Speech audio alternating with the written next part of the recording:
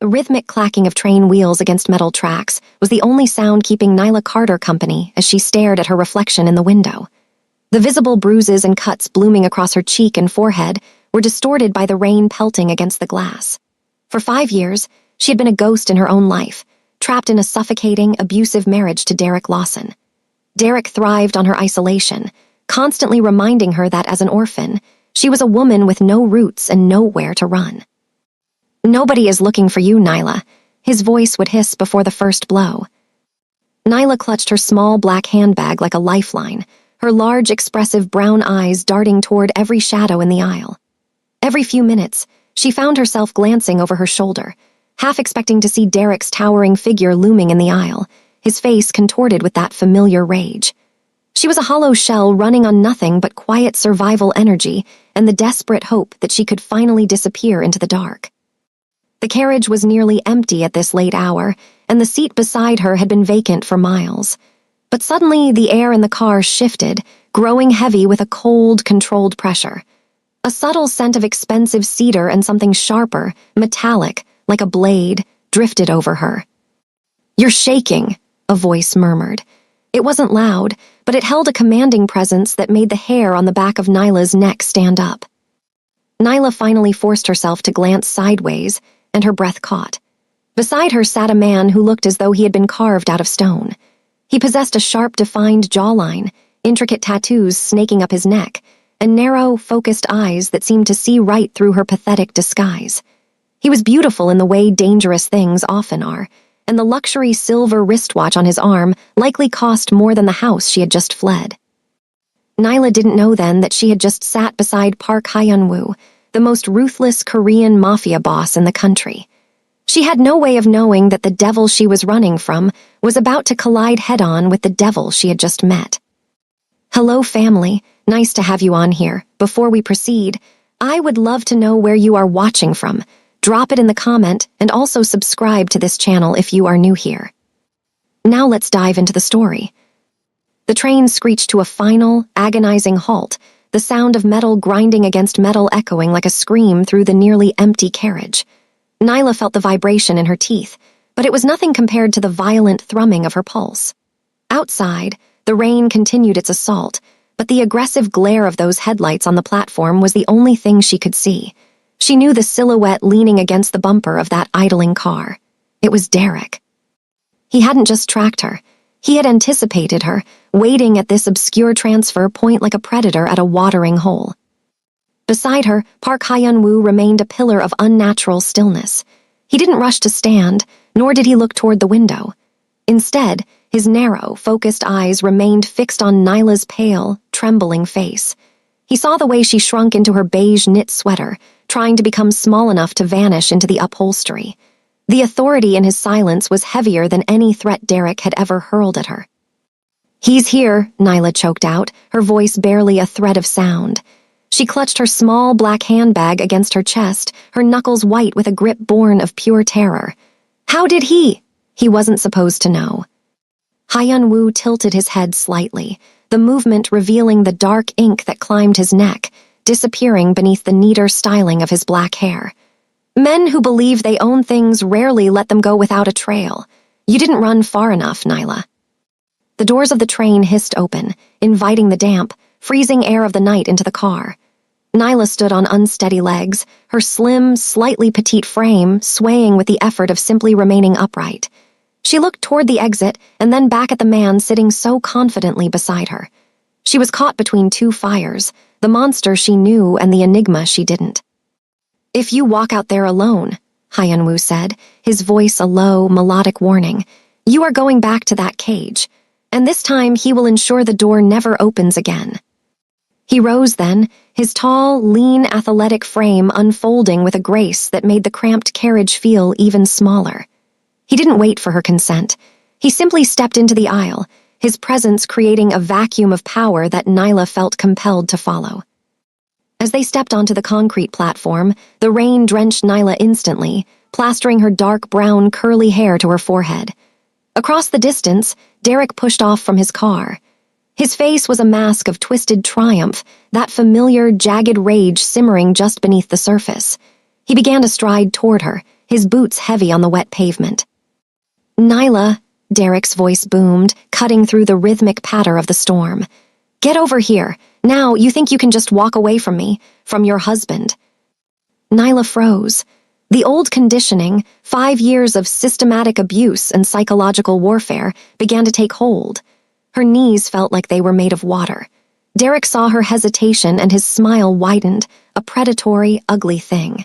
He reached out a hand, intent on grabbing her arm and dragging her back into the nightmare. But he never reached her. Park Hyun-woo stepped into the gap, his shoulder-to-shoulder suit jacket cutting a sharp, dark silhouette against the station lights. He didn't raise a hand. He didn't shout. He simply stood there, one hand casually resting near his face, the smoke from a freshly lit cigarette trailing into the rainy air. Derek skidded to a halt, his bravado stumbling into a wall of pure, unadulterated ice.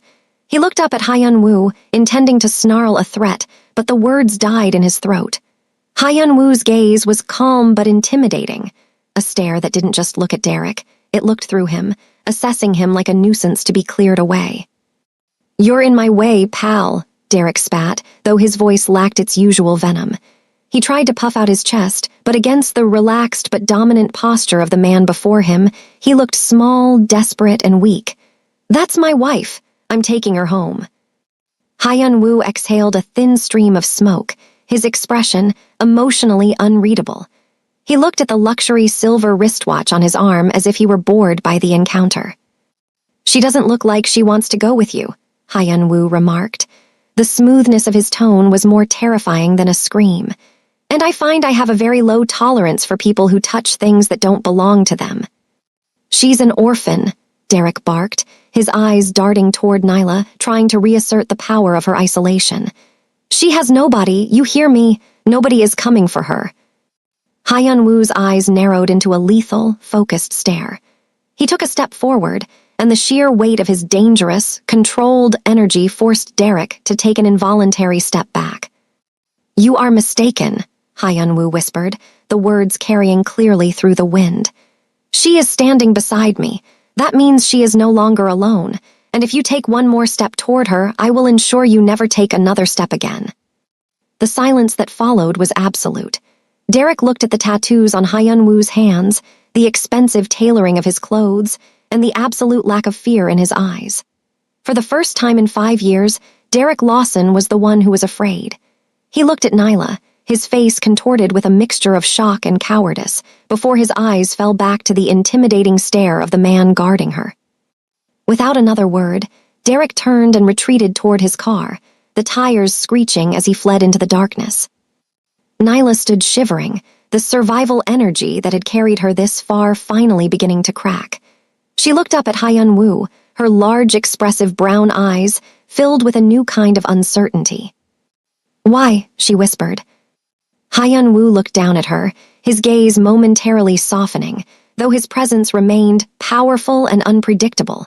He gestured toward a sleek black car that had just pulled up to the curb. "Because," he said simply, "I want to see what you become when you finally stop running." The transition from the rain-slicked platform to the interior of the sleek black sedan was almost jarring in its silence. Nyla sat in the back seat, her slim, petite frame practically swallowed by the buttery leather upholstery. Beside her, Park Hyun-woo remained a statue of cool indifference, his tall, lean athletic frame relaxed yet undeniably dominant. He didn't speak as the car glided through the city streets, the only sound the rhythmic swish of the wipers and the distant, muffled sirens of a world Nyla felt she had already left behind. She watched the city lights blur into streaks of neon gold and cold blue, her large, expressive brown eyes reflecting a mixture of shock and the lingering, survival energy that had kept her moving since she climbed through her bedroom window 3 hours ago. When the car finally slowed, it wasn't at a hotel or a safe house, but at the base of a soaring glass monolith that seemed to pierce the low-hanging storm clouds. A security team, dressed in sharp, dark suits that mirrored Hyun-woo's own minimalist but powerful style, moved with military precision to open the doors. Nyla stepped out, clutching her small black handbag tightly against her beige knit sweater, feeling painfully out of place amidst the gleaming chrome and marble. She followed Hyun-woo into a private elevator that lacked floor buttons, responding only to the biometric scan of his thumb. The doors slid open at the summit, revealing the Dragon's Den, a sprawling penthouse that was a masterpiece of cold, modern architecture. The space was cavernous, defined by high ceilings and floor-to-ceiling windows that overlooked the sprawling urban grid below. The decor was strictly minimalist, low-profile furniture in shades of charcoal and obsidian, polished concrete floors, and a lack of personal clutter that made the atmosphere feel surgically clean and dangerously sharp. Nyla stood frozen in the foyer, her wet sneakers leaving damp prints on the pristine floor. Her oval face, marked by the swelling around her injuries, was pale under the recessed gallery lighting. She had expected a home, perhaps a sanctuary, but this place felt like a command center. As she looked around, she saw men standing in the shadows of the hallway, quiet, alert figures with the same focused, dark eyes as the man who had brought her here. On a long mahogany table near the window lay a collection of high-end tablets and encrypted radios, their blue screens flickering with data. "This isn't a house," Nyla whispered, her voice sounding small in the vast, open space. Hyun-woo shed his tailored black suit jacket, handing it to a waiting subordinate without looking back.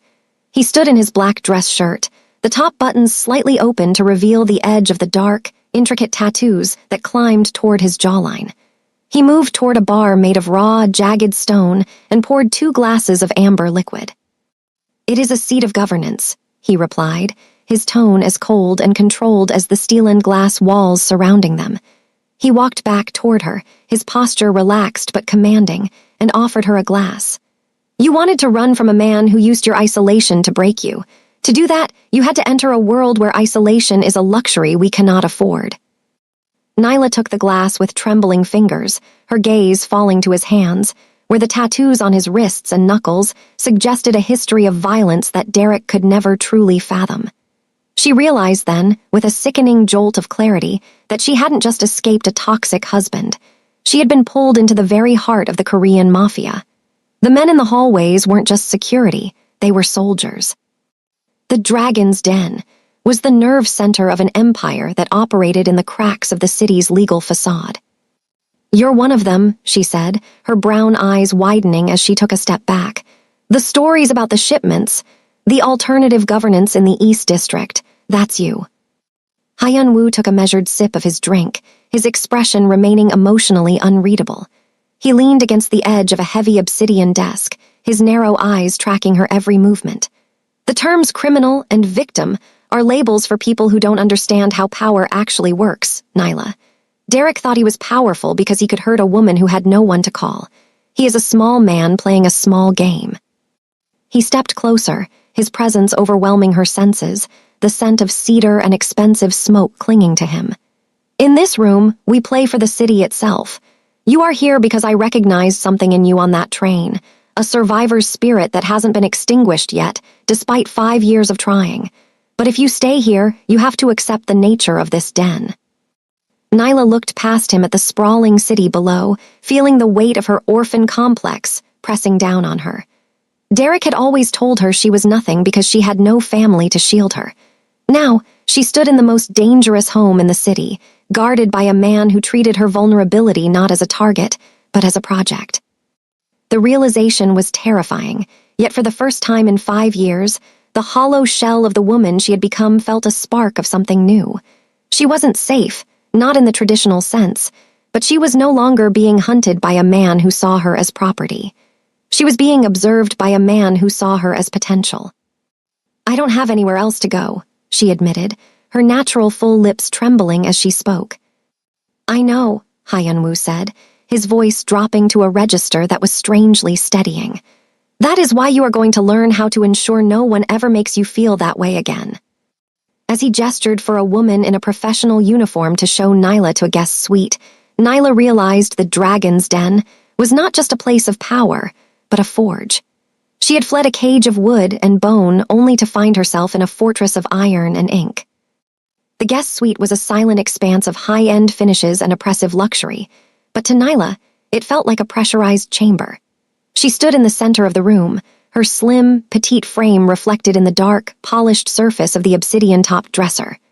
The woman in the professional uniform had left a tray of medical supplies, and a set of clean, silk pajamas on the bed, leaving Nyla alone with the hum of the penthouse's climate control.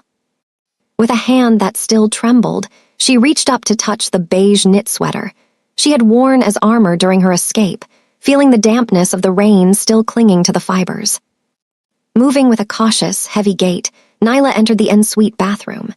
The space was a temple of white marble and recessed lighting, far removed from the cracked tiles and dim bulbs of the apartment she had shared with Derek. She stopped before the floor-to-ceiling mirror, and for a long moment she couldn't bring herself to look. In her mind, she was still the hollow shell Derek had spent 5 years hollowing out, an orphan with no roots, no value, and no one to hear her scream. When she finally lifted her gaze, the reality of her swollen face hit her with the force of a physical blow. Her oval-shaped face was a map of Derek's final lessons in obedience. There was a dark purple blooming around her temple, and the slight swelling across her cheekbone made her large, expressive brown eyes look even more sunken and haunted. The cuts on her forehead had stopped bleeding, but they remained jagged reminders of the door handle she had been shoved into just hours ago. She traced the line of her natural full lips, which were bruised and cracked, a silent testament to the systematic abuse she had endured. "You have nobody, Nyla," his voice echoed in the marble silence, a ghost of the psychological terror he had used to bind her. Derek had always leaned into her orphan complex, making her believe that her lack of family made her an invisible person whose disappearance would go unnoticed. He had convinced her that the world was a void, and he was the only thing standing between her and total erasure. But as she stared at her reflection, she realized the narrative had shifted. The visible bruises were still there, but so was something else, a quiet survival energy that Derek had never been able to fully extinguish. She looked at her warm, deep brown complexion, now marred by violence, and felt a strange, flickering heat in her chest. For the first time, she didn't just see a victim. She saw someone who had survived a war. She began to clean the wounds, her fingers moving with a clinical focus she hadn't known she possessed. As she dabbed at the cuts on her forehead, she thought of Park Hyun-woo. He was a man of cold, controlled intensity, a dangerous figure with intricate tattoos that suggested he was no stranger to the darkness. Derek was a small bully who hid behind a marriage license and the isolation of an orphan. Hyun-woo was a powerful and unpredictable force who sat at the center of a dragon's den. Derek had been wrong. He had told her that because she was an orphan, she would always be alone. But sitting on that train and standing on that rainy platform, she had been observed by someone who didn't see her as a target for anger, but as a person worth the risk of an intervention. She wasn't alone. She was in the heart of an empire, protected by a man whose relaxed but dominant posture had made Derek cower like a frightened child. Nyla shed the beige knit sweater and the casual blue denim jeans, letting the clothes that smelled of her old life fall to the floor. She stepped into the scalding water of the shower, letting the heat wash away the grime of the transit stations and the lingering touch of her husband. As the steam filled the room, the emotionally heavy gaze in the mirror began to clear. The vulnerable woman who had climbed onto that train was gone, and in her place was someone who was beginning to understand that being unattached didn't mean being weak. It meant she was free to build a new foundation. She dressed in the silk pajamas, the fabric feeling like liquid against her battered skin. Walking back into the main suite, she sat on the edge of the king-sized bed, her small black handbag resting on the nightstand. She looked toward the door, knowing that beyond it stood men with focused, dark eyes and a leader who saw her as potential. The orphan Derek had tried to bury was still alive, and for the first time in 5 years, she didn't feel like a ghost. She felt like a storm in the making. Derek Lawson thought he had isolated her into oblivion, but instead, he had driven her into the arms of the only man in the city powerful enough to ensure she never had to run again. The morning light that filtered through the floor-to-ceiling glass of the penthouse was not warm. It was a sharp, clinical gray that illuminated the minimalist starkness of Park Hyun-woo's world. Nyla emerged from the guest suite with a slim, slightly petite frame that felt fragile against the vastness of the obsidian and concrete foyer.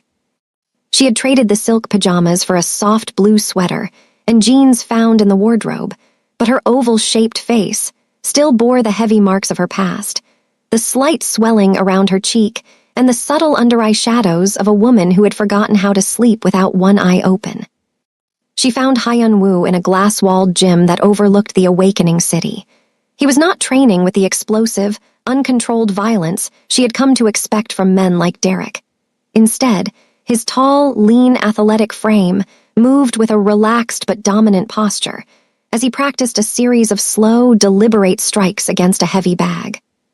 He wore a simple black sleeveless shirt, leaving the intricate tattoos on his arms and neck fully visible, dark designs that seemed to pulse with every controlled movement he made. Nyla stood at the threshold, her large, expressive brown eyes tracking his precision. She was a vulnerable observer, her grip on the doorframe suggesting the same anxiety and self-protection she usually reserved for her handbag. She expected him to ignore her, or perhaps to offer a condescending display of strength, but Hyun-woo stopped mid-motion and turned to face her with a calm but intimidating stare. "You look at the fist, Nyla, because that is what Derek taught you to fear," Hyun-woo said, his voice a low, melodic hum that carried across the quiet room. He didn't move toward her, respecting the careful distance she required. "But the fist is merely a tool. True power, the kind of commanding presence that stops a man like your husband in his tracks, begins in the mind." Nyla stepped further into the room, her survival energy flickering with curiosity. "Derek said power was about who could hurt who the most. He said I was nothing because I didn't have the strength to fight back." Hyun-woo's narrow-focused dark eyes hardened, not with anger at her, but with a cold, controlled disdain for the man who had broken her spirit. He walked to the edge of the gym and gestured for her to stand in front of one of the massive windows. "Derek used your orphan complex to make you feel invisible. He made you believe that without roots, you have no weight in this world. But look at this city." Nyla looked out at the sprawling urban grid. "It's huge. I'm just a speck." "Exactly," Hyun-woo replied, standing just behind her, his presence powerful and unpredictable but never crowding her. "To a small man like Derek, size is everything. But to me, being a speck means you are untraceable. You are a ghost, and a ghost cannot be struck." He leaned in slightly, the scent of cedar and faintest hint of cigarette smoke drifting around her. "Presence is not about being the loudest or the strongest. It is about the absolute certainty that you belong in the space you occupy. It is about an unreadable mask that denies your enemy the satisfaction of seeing your fear." For the next hour, Hyun-woo didn't teach her how to punch. He taught her how to stand. He corrected her posture, telling her to pull her broad shoulders back and to meet the world with a disciplined strength. He made her practice walking across the polished floor with fluid grace, focusing on a predatory calm rather than a hurried escape. "Your eyes are your greatest weapon," he whispered as they stood face to face in the center of the gym. "Derek wants them emotionally heavy and worried. He wants to see the haunted eyes of a victim. Give him nothing. Look through him as if he is a minor inconvenience, an obstacle that has already been cleared." Nyla felt the shame that usually burned in her cheeks begin to transform into something sharper, colder. She watched Hyun-woo's emotionally unreadable face and tried to mimic it, smoothing her soft but tired facial features into a mask of stillness. When she looked at him now, her expressive brown eyes were no longer searching for an exit. They were focused. "Good," Hyun-woo murmured, a slight curve touching his lips that wasn't quite a smile but something adjacent to amusement. "You have spent 5 years being treated as property. Today, you decide that you are the architect of your own sanctuary. Power is not the ability to destroy, Nyla. It is the refusal to be destroyed." As Nyla walked back toward the main living area, her gait was different, less like a hollow shell and more like a woman who was beginning to understand the lethal glint of her own potential. She was still an orphan, and she was still marked by visible bruises, but under Hyun-woo's observation, she was learning that her isolation wasn't a hole to fall into, it was a fortress to build. Derek Lawson thought he had left her with nothing, but in the Dragon's Den, Nyla Carter was discovering that nothing was the perfect place to start an empire of her own. The gray morning shifted into a heavy, overcast afternoon, casting long shadows across the polished concrete of the penthouse living area. Nyla sat on the edge of a charcoal-colored sofa, her fingers tracing the natural full lips that were finally starting to lose their stinging heat. She watched Park Hyun-woo as he stood by the glass, his tall, lean, athletic frame framed by the clouds as he stared out at the city he governed. He had shed his suit jacket, and in the dim light, the dark, intricate tattoo designs on his neck and hands seemed to pulse with a life of their own. The silence between them wasn't the suffocating, expectant silence Nyla had known with Derek, the kind that usually preceded a storm of rage. This was a cold, controlled quiet that invited her to speak if she chose, but demanded nothing. "Why me, Hyunwoo?" she finally asked, her large, expressive brown eyes reflecting the emotionally heavy gaze she was trying so hard to master. "You said you recognized a survivor's spirit, but this city is full of people fighting to stay alive. Why go to this length for an orphan who has nothing to offer you?" Hyunwoo turned slowly, his narrow, focused dark eyes meeting hers with an intense and observant gaze. He didn't answer immediately. Instead, he reached for a cigarette, his relaxed but dominant posture never wavering as he lit it. "Being an orphan is not the lack of value Derek told you it was," he said, his voice a low, resonant hum. "It is a specific kind of shield. When you have no one, you have no choice but to become your own foundation. I protect you because I know exactly how heavy that foundation feels." He walked closer, the scent of sandalwood, amber, and cigarette smoke drifting toward her. "I didn't always sit at the top of this monolith, Nyla. I grew up in the shadow of men who looked exactly like Derek, men who believed that power was something you took from the weak." He looked down at the tattoos on his wrists, his expression emotionally unreadable. "I was 10 when I realized that the only way to stop a monster was to become a god. I had no family to shield me, no name to protect me. I had to build my own armor, piece by bloody piece." Nyla felt the survival energy in her chest tighten. She looked at this powerful and unpredictable man and realized that his commanding presence wasn't born of wealth, but of the same hollow shell existence she was currently fleeing. "5 years," she whispered, the words finally tumbling out. "For 5 years, Derek used my silence against me. He knew I had no parents to go to, no siblings to call. He would tell me that if I left, the world would swallow me whole because I didn't exist to anyone else." She touched the fatting bruise on her temple, her soft but tired facial features tightening with the memory. "He didn't just hit me, Hyunwoo. He tried to erase me. He would lock the doors and tell me that he was the only person who would ever look at an orphan like me and see something worth keeping."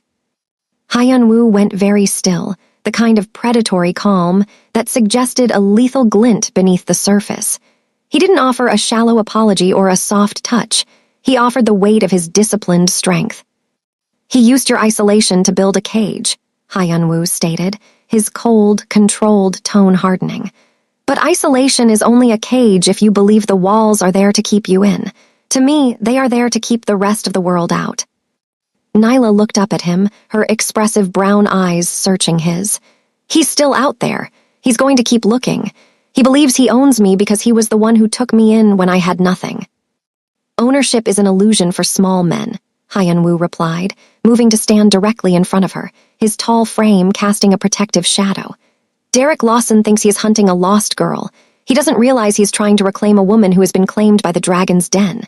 He leaned down slightly, his focused dark eyes locking onto hers.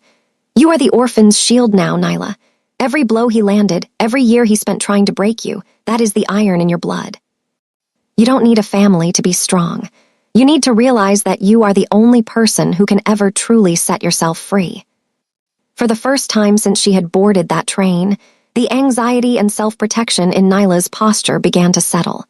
She saw the intricate tattoos on Hyunwoo's neck and didn't see a criminal. She saw a man who had written his own history because the world refused to give him one. The pain of her 5-year marriage was still a heavy weight, but as she sat in the minimalist silence of the penthouse, she realized that Hyunwoo wasn't just her protector. He was her mirror. He was the proof that an orphan could build an empire from the wreckage of their own life. "I'm not going back," she said, her voice steadying, her natural full lips setting into a line of focused determination. "I know," Hyunwoo murmured, a slight curve of satisfaction touching his mouth. "And soon Derek will know it too." The atmosphere within the penthouse had shifted from a sanctuary of cold, controlled silence to a high-tension war room. While Nyla practiced the disciplined strength Hyunwoo had instilled in her, the world outside the dragon's den was beginning to fracture. Derek Lawson, stripped of the property he had used to define his existence, had become a hollow shell of a different kind, one fueled by a toxic, volatile desperation. He was no longer the smug predator who had hissed threats into Nyla's ear. He was a man losing his grip on the only power he had ever known. Derek's intimidating bravado had crumbled the moment he realized Nyla was no longer the invisible orphan he could isolate at will. In his mind, her survival energy was a personal affront, a debt he was determined to collect. But to find her, he needed more than just his dwindling police connections. He needed a key to a world that usually chewed men like him up and spat them out.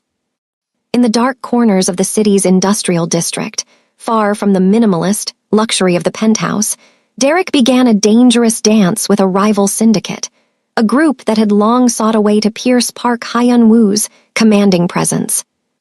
He met them in a basement that smelled of cigarette smoke and stale adrenaline, his face twisted into a mask of unreadable malice. Derek didn't just offer information on Nyla. He began selling out the very foundations of his own life. He traded confidential precinct files, undercover identities, and the locations of safe houses, all for a single lead on Nyla's new family. He was gambling his career, his freedom, and his life, convinced that the only way to reclaim Nyla was to burn down the fortress she had found.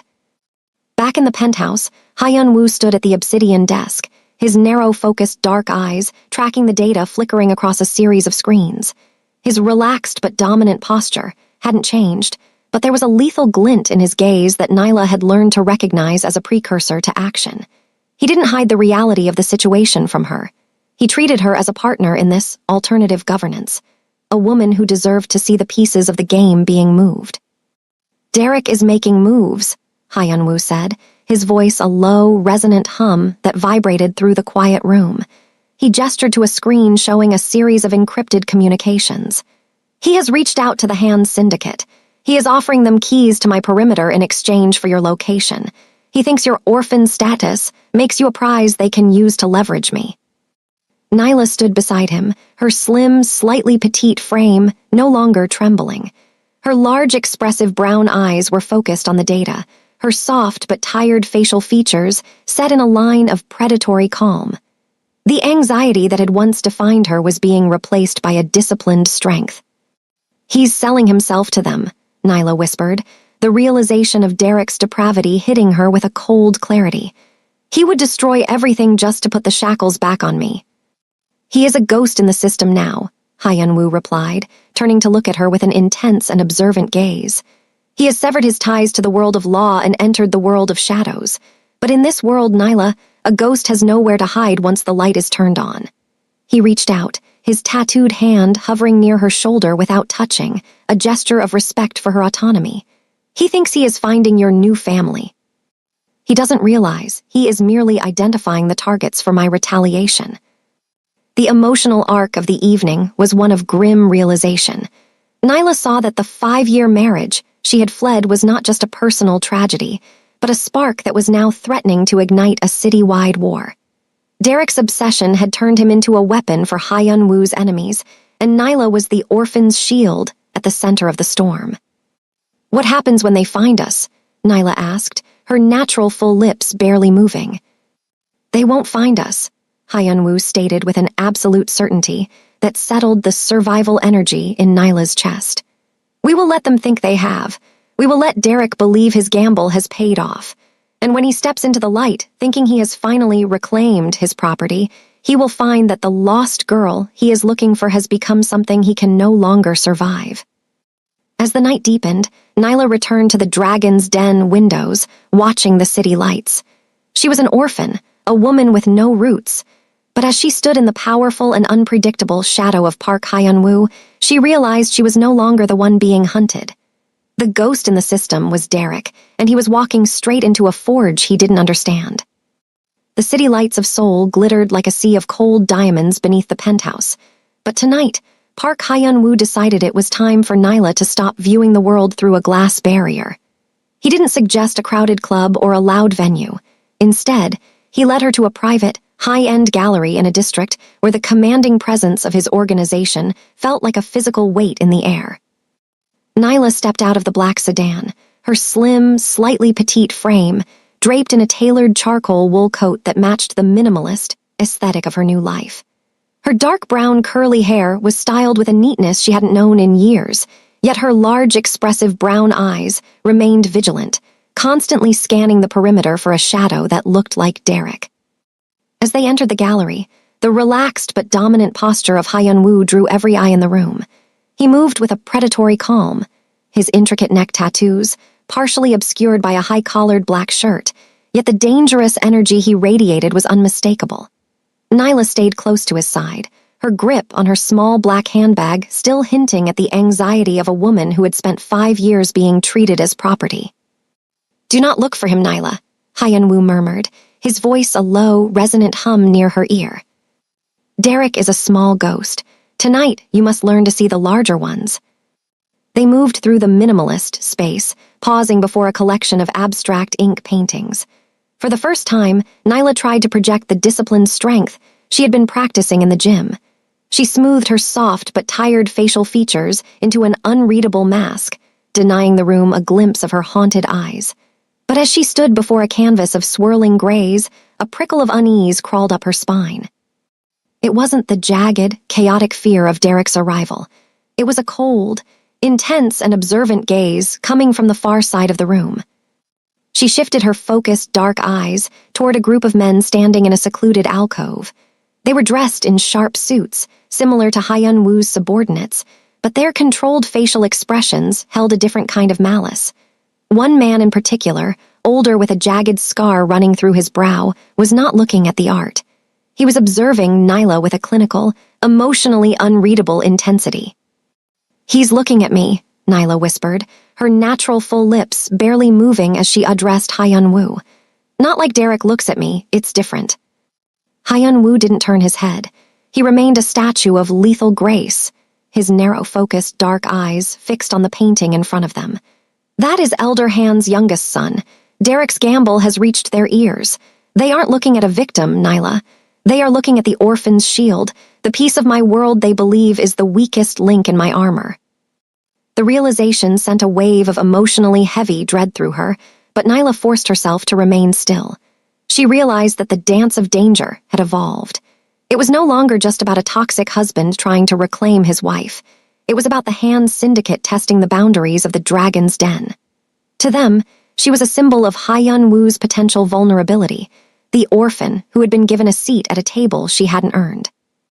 Hyun-woo turned then, his tall, lean, athletic frame pivoting with a grace that felt like a silent threat. He caught the eye of the man across the room and offered a slight curve of his lips that was devoid of any warmth. It was a commanding acknowledgement, a warning that the woman beside him was under the protection of a powerful and unpredictable god. "They think your orphan status makes you an easy target to flip or break," Hyun-woo said as they began to walk back toward the exit. "They assume that because you have no family, you have no loyalty. They don't understand that for people like us, loyalty is a choice we make every morning, not a debt we were born with." Nyla felt the survival energy in her blood sharpen into a cold resolve. As they stepped back into the rainy night, the scent of sandalwood and cigarette smoke clinging to her coat, she looked at the intricate tattoos on Hyun-woo's hand as he opened the car door. She realized she was being observed by the entire underworld now. Derek had sold her out to the wolves, thinking they would tear her apart and hand him the pieces. He didn't understand that by bringing her into the Dragon's Den, Hyun-woo had given her a pack of her own. "What happens if they move?" Nyla asked as the car pulled away, her expressive brown eyes now calm but intimidating in the dim cabin light. "They will move soon," Hyun-woo replied, his relaxed but dominant posture never wavering. "And when they do, you will show them that an orphan with nothing to lose is the most dangerous thing in this city." Nyla leaned back into the leather, the hollow shell of her old life feeling like a distant, faded memory. The dance of danger was beginning in earnest, and for the first time she wasn't just following the steps, she was learning how to lead. The storm that had been brewing over the city finally broke, masking the sounds of the world beneath a violent, torrential downpour. Inside the penthouse, the atmosphere was thick with a controlled calm. the only light coming from the dim blue flicker of security monitors. Nyla stood in the center of the dark living area, her slim, petite frame appearing almost ethereal in the shadows. She had shed the charcoal coat for a black tactical sweater, her natural full lips set in a line of disciplined strength. She was no longer the vulnerable woman who had fled in the dead of night. She was a survivor waiting for the inevitable. The breach did not start with an explosion, but with a sudden, oppressive silence as the penthouse's power was severed. The minimalist luxury of the space was instantly plunged into a deep, unreadable darkness, punctuated only by the red glow of emergency backup lights.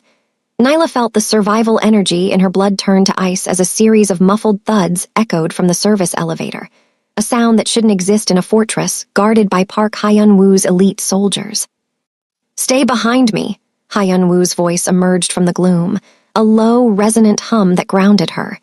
He stood near the obsidian desk, his tall, lean, athletic frame a silhouette of lethal grace. He had a weapon drawn, his intricate tattoos illuminated by the crimson emergency lights, giving him the appearance of a dark deity. The heavy reinforced doors of the foyer splintered with a deafening crack.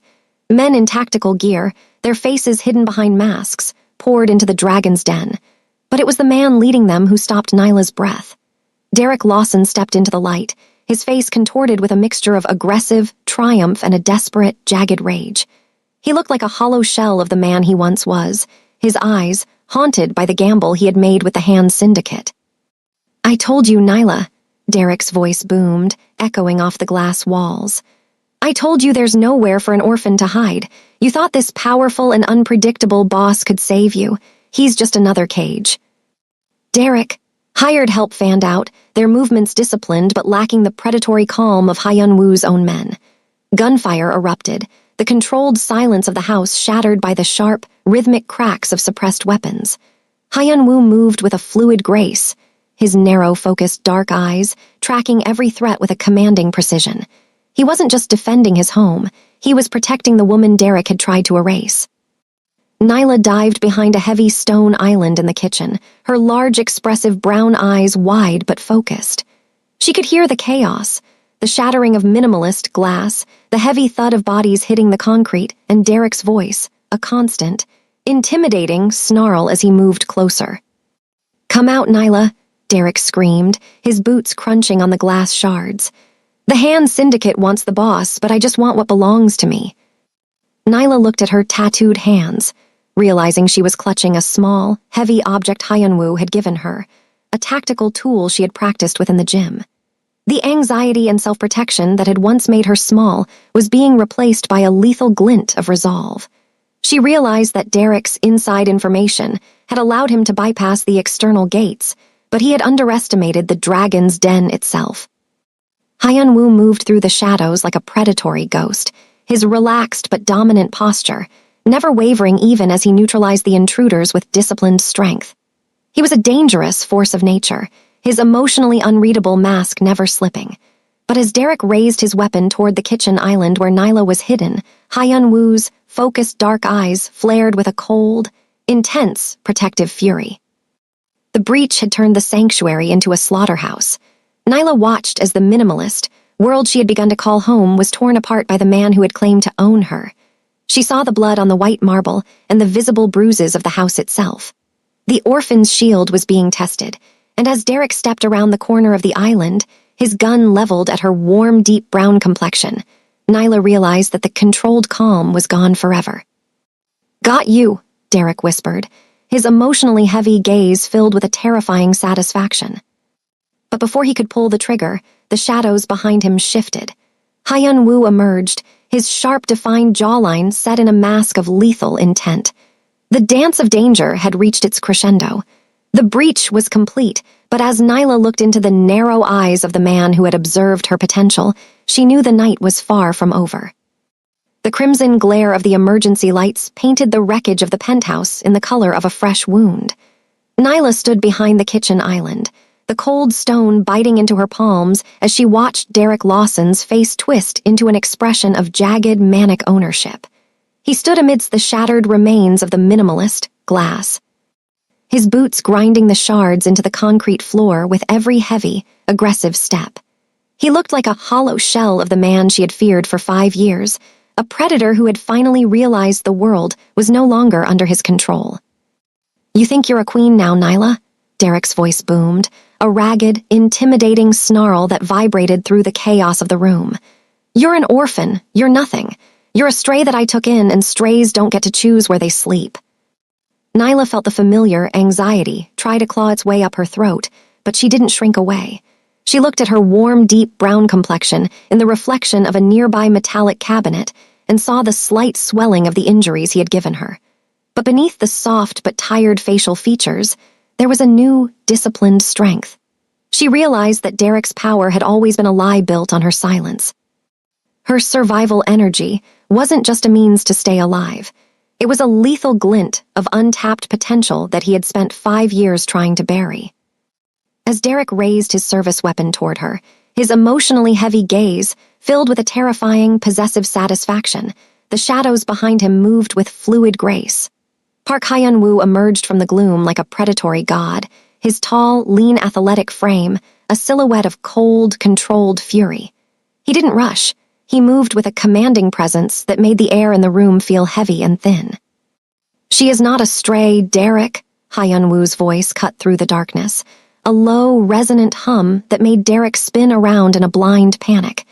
"She is the only reason you are still breathing, but that courtesy has reached its end." Derek fired, a chaotic, unpredictable shot that shattered a nearby marble sculpture. Hyun-woo didn't flinch. He moved with a disciplined strength, closing the distance with a speed that defied his relaxed posture. The intricate tattoos on his hands were slick with the rain and blood of the breach, but his narrow-focused dark eyes never left Derek's face. Nyla didn't stay hidden. She stepped out from behind the island, her slim, petite frame standing tall. She saw the focused, dark eyes of Hyun-woo meet hers for a split second, an intense and observant look that told her the choice was hers. She realized then that Hyun-woo wasn't her savior, he was her witness. "Derek!" Nyla's voice rang out, no longer vulnerable or worried, but filled with a commanding clarity. Derek turned back to her, his gun shaking. "Shut up, you're mine, you have nobody." "I have myself," Nyla replied, her natural full lips set in a mask of stillness. "And I am more than enough to end this." In the blur of the next few seconds, the dragon's den became a forge of blood and belonging. Derek lunged toward her, but Nyla moved with the predatory calm Hyun-woo had taught her. She didn't use a fist. She used the tactical tool she had been clutching, striking with a disciplined precision that sent Derek's weapon skittering across the floor. He fell to his knees, gasping, his aggressive mask finally shattering into pure, unadulterated cowardice. He looked up at Nyla, his haunted eyes seeing the unreadable mask of the woman he had tried to destroy. He saw the lethal glint of her survival energy and realized he had never truly known her at all. Hyun-woo stood beside her, his tall frame a protective shadow, but he didn't intervene. He watched as Nyla stood over the man who had been her prison for 5 years. "The only person who ever made me feel alone was you, Derek," Nyla whispered, her large, expressive brown eyes reflecting the flickering emergency lights. "But an orphan with nothing to lose is the most dangerous thing you ever touched." The reign of Derek Lawson ended not with a bang, but with the cold, controlled click of a lock. As Hyun-woo's security team flooded the room to clear the remaining hired help, Nyla turned away from her past. She looked at Hyun-woo, whose emotionally unreadable face finally softened into a slight curve of genuine admiration. "You are no longer running, Nyla," Hyun-woo murmured, his tattooed hand finally coming to rest gently on her shoulder, a respectful gesture of mutual strength. "No," Nyla said, her voice a low, resonant echo of his own. "I'm exactly where I belong." The dragon's den was in ruins, but as Nyla stood beside the most dangerous man in the city, she realized her orphan status was gone. She wasn't a lost girl. She was a woman who had found her roots in the iron and ink of her own survival.